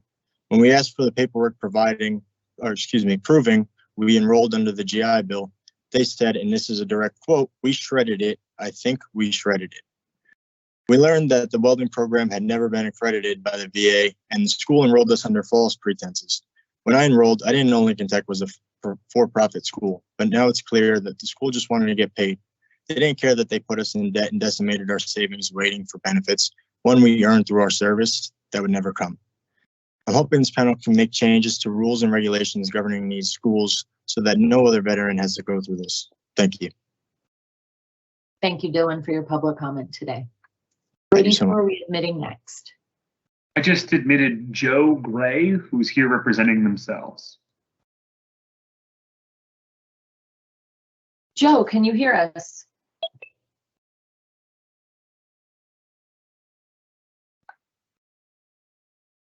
Joe Gray, can you hear us?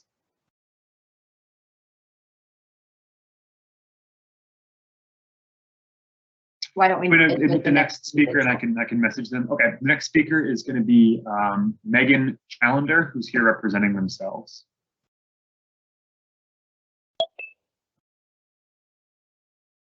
Welcome, Megan. Hello. Hi, Megan. Welcome to public comment. You are turn off your camera. If you do, either way, you have 3 minutes. Please proceed. Good afternoon and thank you. My name is Megan Challender, and for the past 8 years, I have worked as a public interest attorney providing free legal services to hundreds of individuals in DC and Maryland, including assisting domestic violence and sexual assault survivors, tenants, consumers, and many others. I am committed to serving the public good.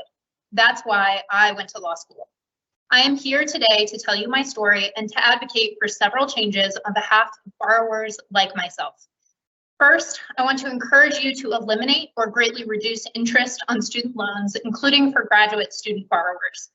Second, I want to encourage you to count periods of forbearance that were caused by graduate fellowships.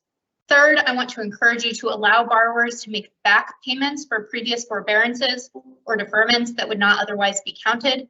And fourth, I encourage you to revise the rules for income-driven repayment plans to count only the borrower's income, not their spouses.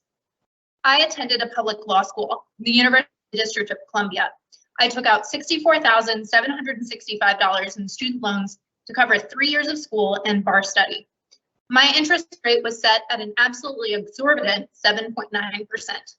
2 years after grad, I took a graduate teaching fellowship position in the domestic violence clinic at Georgetown University Law School. A semester into my fellowship, I called my servicer, Great Lakes, who told me that because I was classified as a student, that my student loan payments would not count toward public service loan forgiveness. Making only $50,000 per year, believing that my $145 payments would not count, and also recently finding out I was pregnant, facing down exorbitant childcare costs, I agreed to Great Lakes' suggestion that I take a forbearance on my loans during the time I was performing qualifying employment in the domestic violence clinic. Due to high interest rates and daily compounded interest, my loan balance increased substantially because of this forbearance. When I graduated from law school 8 years ago, I owed $64,765. Now, 8 years of public interest practice later, 6 years of payments later, I've paid $29,152 to my loan servicer. Because of the extremely high interest that is compounded daily, I currently owe $67,400. $67,400. That is $3,000 more than I originally borrowed, despite paying into 30 the seconds, Megan. $29,000. Furthermore, at this point, there is no way for my qualifying employment during my time in the domestic violence clinic to count. If I were allowed to make back payments to cover those months, it would be a total of $3,500 based on my salary at the time. Instead, currently, I will be required to work for a total of 12 years in public interest work, and my final 2 years of payments will be based on a higher salary. So I'll pay approximately $10,000 in those final 2 years. Because I'm married. Thank you for your public comment today, Megan. We appreciate it. Joe Gray, we are ready for you to participate in public comment. If you can come off mute, you have 3 minutes. Thanks so much for your attention to a generation crushed by debt administered for profit with little regard to the purpose of student loans for a vibrant, strong nation or to the value of public and essential service. Thanks also to borrowers providing free labor and who, as some of the nation's most ambitious, motivated, and creative people, have had to waste millions of hours to navigate unnecessary complexity and to make life decisions with generational impact based on crushing debt. These requests are from my friends, family, and colleagues. 1, retirement relief. For 5 years, starting 15 years prior to a borrower's full SSA retirement age till 10 years prior, phase interest rates down to 0 in increments of 20% each year on birth dates or fixed calendar dates. For loans over 5 years into repayment, immediately cancel new interest for borrowers 10 or less years to their SSA full retirement age.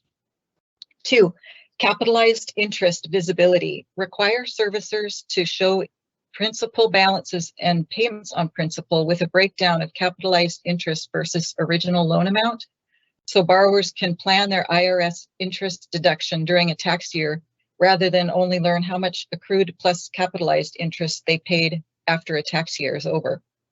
3, interest cap. Cap total accrued and capitalized interest at a low % of the original loan amount because the priority is an equitably educated nation. 4, public service. Contract work for public service, including by sole proprietors and single member LLCs, must count for PSLF, including when also working part-time at another public service employer. Volunteer work must also count, including nonprofit founders who create jobs for others, and caregiving. 5, partial and temporary disability. Workers injured on the job in public service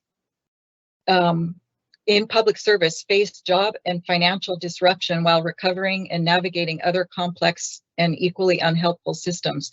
Please count the months an injured worker is on workers' comp from a public service job towards their PSLF. 6, borrower defense for international attendance. Any institution eligible to receive aid must be held to standards, including colleges abroad in Canada and Mexico. 7, PSLF waiver. Please ensure that after October 22, a path remains open to the waiver for unique cases like borrowers unable to consolidate due to their being stuck by circumstances out of their control in other administrative and institutional systems. Pandemic relief. Sorry, I lost my numbers. Pandemic relief. Borrowers not eligible for COVID relief are more desperate than ever. Is up. Please provide equivalent catch-up relief for private borrowers. Thanks. Thank you, Joe, for your public comment today. I am going to ask that we hear from our final confirmed public commenter today. Brady, please admit Michelle. Michelle S. has just been admitting, representing themselves. Michelle, you are our final public commenter today. You have 3 minutes.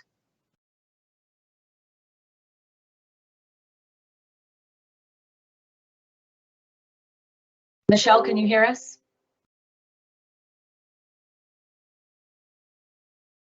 Sorry, I can hear you now. No problem. Please proceed. You have 3 minutes. All right. Hello, and thank you for giving me the opportunity to speak today. My name is Michelle Shirley, and I'm here to respectfully request that as you consider modifying any IDR plans or creating any new ones, such as EICR, that you consider including graduate loans and allowing borrowers to lower their interest rate to 0% preferably, or no more than 1%. My story is similar to those of many graduate school borrowers. I went to law school as a mom of 3 and as the sole supporter of my family in hopes of making a better life for my children. I was not born to a wealthy family. On the contrary, I'm first generation American to Latino immigrants who did not even graduate high school. I had to borrow $130,000 to put myself through law school. I graduated in 2010, and fast forward to today, my current debt is over $297,000. With an interest rate of over 7%, my original debt ballooned to almost $300,000. Just because you went to graduate school, this does not mean you start off with a 6-figure salary. It often takes years before you cross that threshold. I have been in an IDR plan for the past 10 years, but the truth is I will likely die before I can pay this debt off. I want to pay it. I borrowed it. I owe it. But please give me and others like me the chance to pay this off. You're able to refinance your mortgage, but I cannot refinance my student loan. If I look to a private loan, no lender is going to lend me $300,000. I have tried. I am not the only one in this predicament. Scour the internet and you will find similar stories. One such story was recently featured on NPR. A chiropractor from Minnesota, my home state, also first generation to go to college and grad school, started out with $139,000 federal school loan debt, which today is over $600,000. I urge you to please consider giving graduate school borrowers the opportunity to participate in any modifications to IDR plans or any newly created as EICR, and to consider lowering the interest rate on existing loans. The future of America is based on education and success of its citizens. Please let us have the opportunity to repay what we have borrowed and to continue adding value to our country and its economy. Thank you. Thank you for your public comment today, Michelle. Committee, I appreciate your willingness to allow me to hold you over for a few minutes so that we could get to all of our confirmed speakers. We will begin promptly at 10 a.m. today. Thank you for your efforts today. We'll see you in the morning.